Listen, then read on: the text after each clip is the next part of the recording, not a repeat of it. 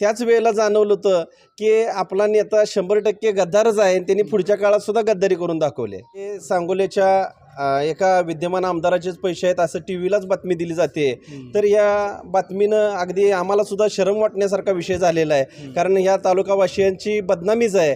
कारण मुंबईसारख्या ठिकाणून पुण्यासारख्या ठिकाणून पैसे येत असतील तरी आपल्या आमदारानं नेमकं पैशाचंच राजकारण केलं का तालुक्यातलं विकासाचं काम केलं हे बघण्यासारखा विषय आहे. त्यांना बापूच्या विधानसभा सोपी करण्यासाठी प्रचंड मी प्रयत्न केला. पण आपण नेत्यासाठी अहोरात्र काम करत असताना नेत्यांनी आपल्याशी प्रामाणिक राहिलं पाहिजे. फारकच्या विधानसभेची आचारसंहिता लागलेली आहे आणि त्याच अनुषंगानं प्रत्येक मतदारसंघामध्ये राजकीय घडामोडींना वेग आलेला आहे. सांगोला हा विधानसभा मतदारसंघ पश्चिम महाराष्ट्रातला अत्यंत महत्त्वाचा विधानसभा मतदारसंघ आहे. आमदार शहाजी बापू पाटील हे या विधानसभा मतदारसंघाचं नेतृत्व करत आहेत आणि आता मात्र या विधानसभेला शहाजी बापू पाटील यांच्यासमोर अनेक आव्हान असणार आहेत. खरं तर त्यांच्यासोबतच असलेले दीपक आबा साळुंके यांनी फारकत घेतलेली आहे आणि दुसरे अत्यंत महत्त्वाचे नेते जिल्हा परिषदेचे सदस्य असणारे आणि भाजपचे तालुका अध्यक्ष असणारे अतुल पवार यांनी सुद्धा आता खरं तर फारकत घेतल्या म्हणायचं का आम्ही शहाजीबाबू सोबत. नाही, मुळात पहिल्यांदा सुरुवातीला मी माझ्या पक्षाकडे मी ज्या पक्षाचं काम करतोय त्यांना मी माझ्या उमेदवारीची मागणी करणार आहे. आणि मागणी नाही झाल्या मागणी करून सुद्धा मला जर उमेदवारी नाही मिळत असेल तर मी पुढचा विचार करणार आहे. आता खरं तर तुम्हाला जिल्हा परिषदेमध्ये काम करण्याचा अनुभव आहे, लोकांमध्ये मिसळत आहे सातत्यानं. खरं तर आता लोक पण प्रत्येक गावभेट दौरला कशा पद्धतीचा रिस्पॉन्स मिळतो आणि लोक काय म्हणतायत तुम्हाला नक्की? ज्या सामान्यातला सामान्य जो व्यक्ती आहे त्यांनाही माहीत आहे हा पण आपल्यासारखाच एक सामान्य कार्यकर्ता आहे. त्यामुळं माझ्या पुढं येत असताना सर्वसामान्यातला सामान्य माणूस माझ्या पुढं योग्य ती व्यथा मांडतोय आणि त्या मांडलेल्या व्यथासाठी मला सुद्धा असं वाटतं की या सर्वसामान्य जनतेचा सर्वसामान्य माणसाचा विचार करता मी ह्यांच्यासाठी निश्चित पद्धतीनं येणाऱ्या काळात कुठलीही निवडणूक असली तर यांच्यासाठी लोकप्रतिनिधी म्हणून काम करावं ह्या भावनेनं मी यांच्यासमोर येत आहे. लोक काय रिस्पॉन्स? लोकांचा प्रचंड रिस्पॉन्स आहे. लोकांच्या मतं जाणून घेऊनच मी उमेदवारी करण्याच्या मानसिकतेत आहे. सगळ्यात महत्त्वाचं म्हणजे तुम्ही आता बोलताना म्हणला की लोकांच्या व्यथा मी जाणून घेण्याचा प्रयत्न करतोय. दुसऱ्या बाजूला इथले विद्यमान आमदार आहेत शहाजीबाबू पाटील, ते एका बाजूला म्हणतात की मी 3 ते 4 हजार कोटी एवढा निधी जो आहे तो या मतदारसंघात आणलाय. काय कशा पद्धतीनं कामं झाली त्या मतदारसंघामध्ये? तुम्ही समाधानी आहे का खरं तर या झालेल्या कामावर? मुळात मी शहाजीबापू पाटलांचाच कार्यकर्ता होतो. शहाजीबापू पाटील यांचा पाठीमागच्या 19च्या निवडणुकीत माझी प्रमुख भूमिका होती. मी त्यांचा कार्यकर्ता म्हणून या विधानसभेचं काम बघितलंय. विधानसभेला बापू या नावाचा आमदार मला बघायचा होता. त्या हिशोबानं मी शहाजीबापू पाटील यांचं काम केलं आणि त्यांना आमदार केलं आम्ही सर्वांनी. आणि शहाजीबापूंनी जो विकास निधी आणला त्या विकास निधीच्या बाबतीत बोलायचं झालं तर आता आम्ही गारडीपाटी पळशीपाटीपासून पळशीपर्यंत येत असताना जे रस्त्याची दुरावस्था पाहता त्यांचा आलेला निधी कुठं वापरला गेला याची इथून पुढच्या काळात आपण सगळ्यांनीच चौकशी केली पाहिजे की नक्कीच 3,000 कोटी आला का 30,000 कोटी आला याचा आपण आकडा आणि हिशोब त्यांच्याकडूनच आपण घेऊया. आता सगळ्यात महत्त्वाचा विषय एक राज्यापासून सगळीकडे बघताय की सांगोल्यातल्या एका इनोवा गाडीमध्ये 5 कोटी रुपये सापडले पुण्यावरून येताना.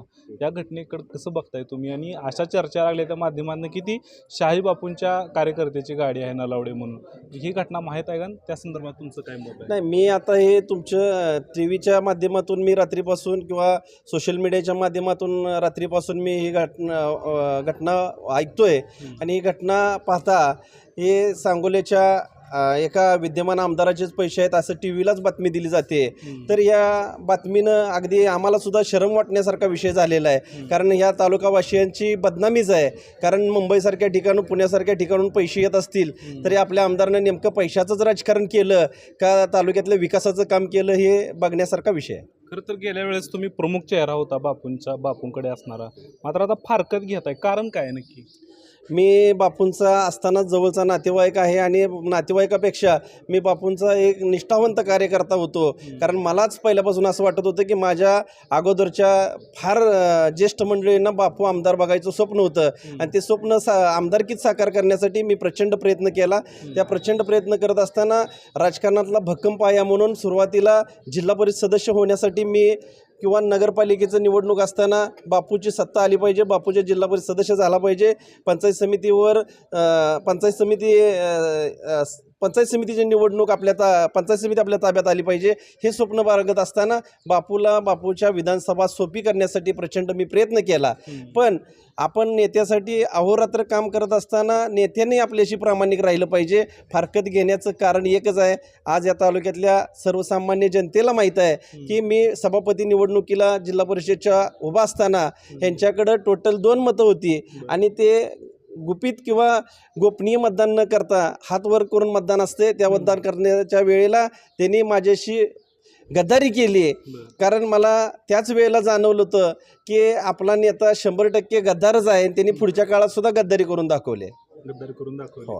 आता तुम्ही भाजपकडे जर उमेदवारी मागणार आहे म्हणताय, भाजपनं जर सबुरीचा सल्ला दिला हां. तर मग परत काय करणार? शहाजीबापूलाच मदत करणार का मग पुरं काय बाबासाहेब तुम्ही स्वतंत्र उभाच राहणार? नाही, मी मुळात तुम्हाला अगदी प्रामाणिकपणे सांगतो. मी एकतर ह्या क्षेत्रात किंवा ह्या निवडणुकीच्या ह्याच्यामध्ये उतरलो तर माघारी घेत नाही हे सगळ्या लोकांना माहीत आहे. सगळ्या लोकांना माहीत आहे. काय मतदारांना काय आवाहन करणार सांगोलकरांना? काय नाही, मी चांगल्या पद्धतीनं ज्या पद्धतीनं सांगोल तालुक्याची शिस्त होती ती बेशिस्त झाली. ते निश्चित पद्धतीनं प्रशासन असेल, इतर ज्या काही गोष्टी असतील त्या शिस्तीच्या हिशोबानं किंवा आज मी पळशी गावात तुम्हाला बोलत असताना मी एवढंच सांगेन की पळशी गावातल्या लोकांना रस्त्याची समस्या असेल, मूळ सगळ्यात विषय प्रामुख्यानं पाण्याचा आहे.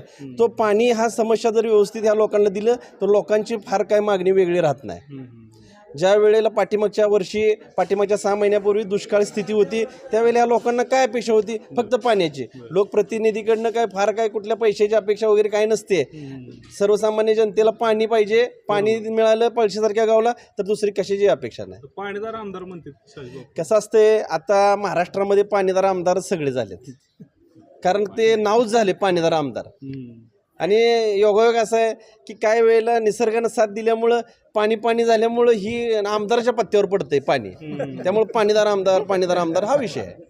ठीक आहे. तर हे होते आपल्यासोबत अतुल पवार आणि अत्यंत महत्त्वाचं त्यांनी विधान केलेलं आहे की शहाजीबापूंनी आधी गद्दारी माझ्यासोबत केली आणि नंतर सगळ्या महाराष्ट्रानं जी काही त्यांची गद्दारी आहे ती बघितलेली आहे आणि खरं तर त्यांची गद्दारी काढण्यासाठी ते आता मैदानात आलेले आहेत.